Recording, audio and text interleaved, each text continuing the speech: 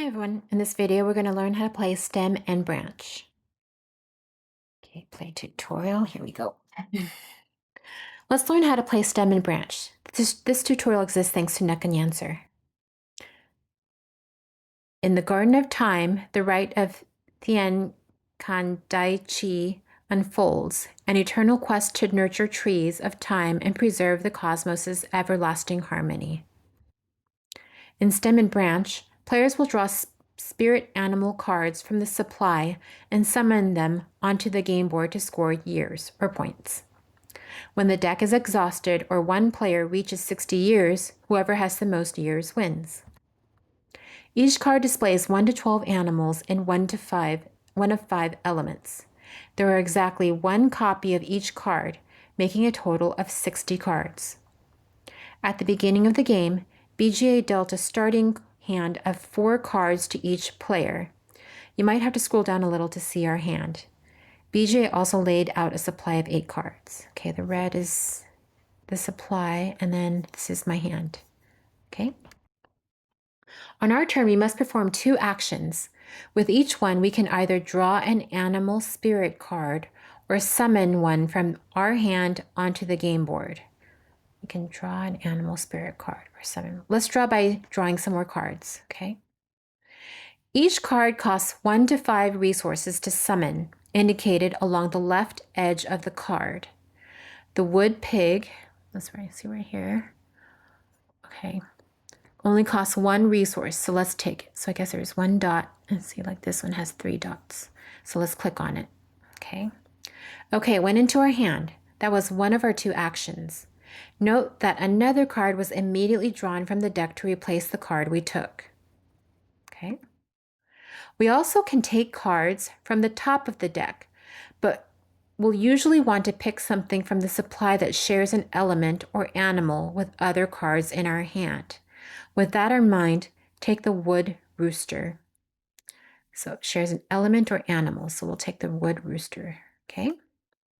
That's it for our first turn. By the way, if we have more than 7 cards at the end of the turn, we'll have to discard until we have 7. Our opponent will take a turn now. Okay. Next turn. Let's learn how to summon. All we have to do is pay 1 resource per orb along the left side of the card we want to summon. Each resource can be a card of the same animal as the card we're summoning, a card of the same element as the card we're summoning, an element token of the same type as the card we're summoning. So an animal, element, or element token. Okay, let's start with the wood pig that we drew last turn. It only costs 1 resource. To summon it, we can pay this card because it's also a pig, one of these cards because they're wood. So we can summon the pig or wood. Okay. Let's do it. Select the wood pig, okay. Select this slot on the board, okay.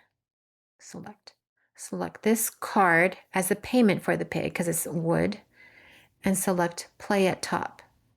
Okay, great. When we summoned the card, BJ quickly went through these steps.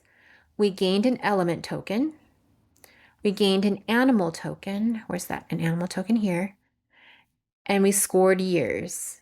So years, I guess that's 1. Okay. Number 1, gain element token. Did you notice that there was a wood element token on this space where we summoned the pig? Well, there was, and it was moved to my element tokens box in our inventory. So right here, a wood token. We can use it as a resource for summoning other cards. If we hang on to it, it can help us score more years too. Okay. Next to the board, there are 12 animal tokens, 1 for each animal. When we summoned the pig, we took the pig token. If another player already had the pig token, we would have taken it from them.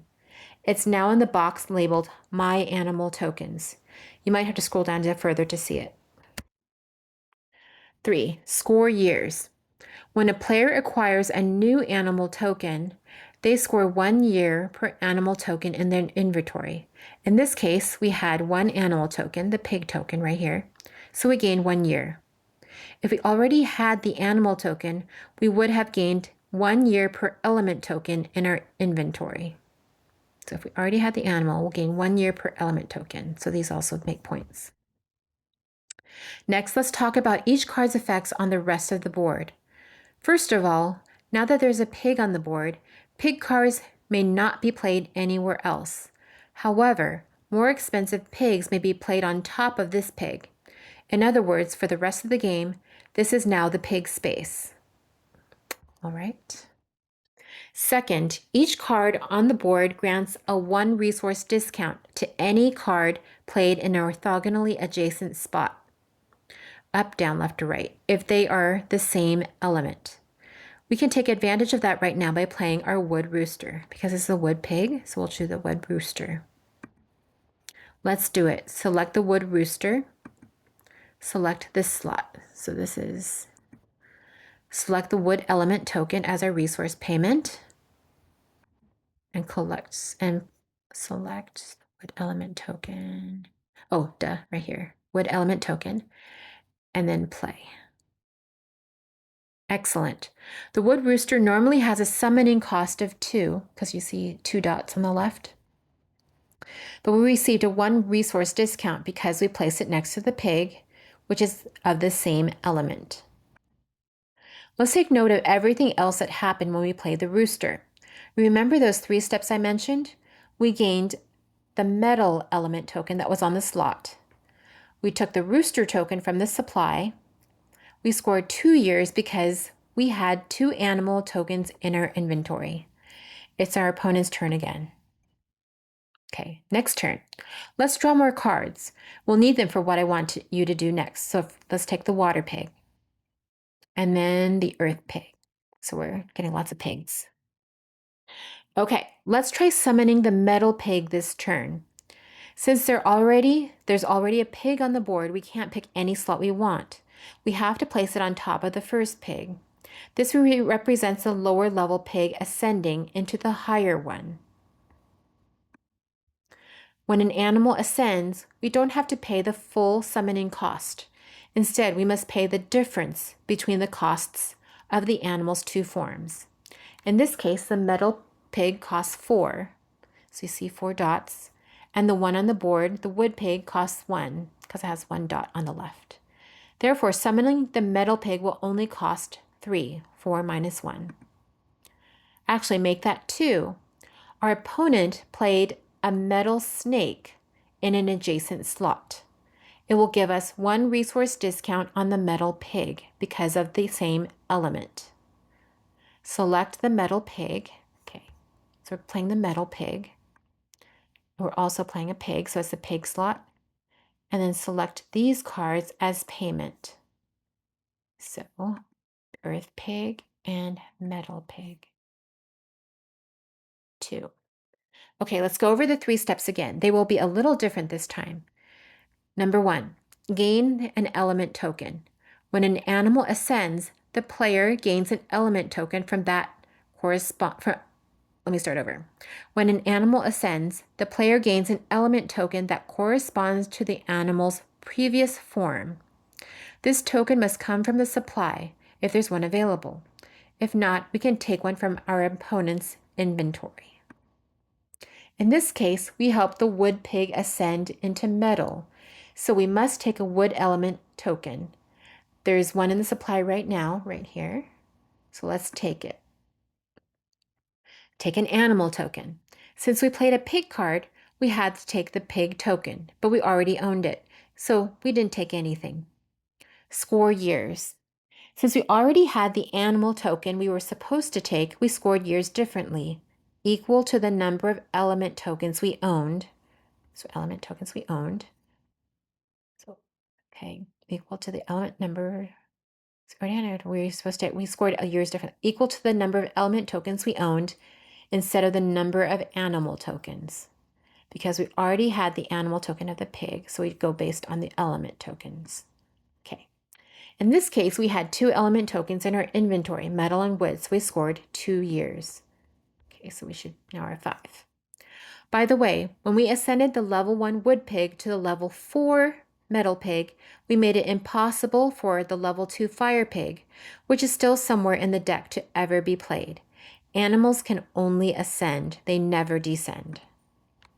I didn't have to check the rulebook or anything to know that the level 2 pig is fire. I simply looked at the diagram on the back of each card. It depicts the element cycle. All animals follow it in a clockwise direction. So right here, fire. I guess this is fire. And I forgot earth. Brown is earth. Okay. Since level 1 pig was wood, 2 must be fire. That's the red.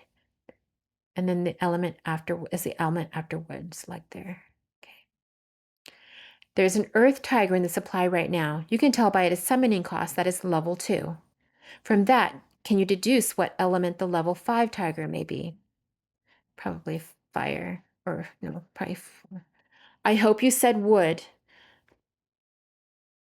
Okay, that's everything. The game will continue until the deck runs out of cards or one player reaches 60 years. Either way, the player who triggered and ended finishes their turn, and then all the other players get one more turn. Finally, BJ will score the endgame years and check our final scores. Each player's final score consists of all the years they scored throughout the game, plus 1 year for each element token in their inventory, plus 1 year for each spirit animal card in their hand that matches an animal token they control.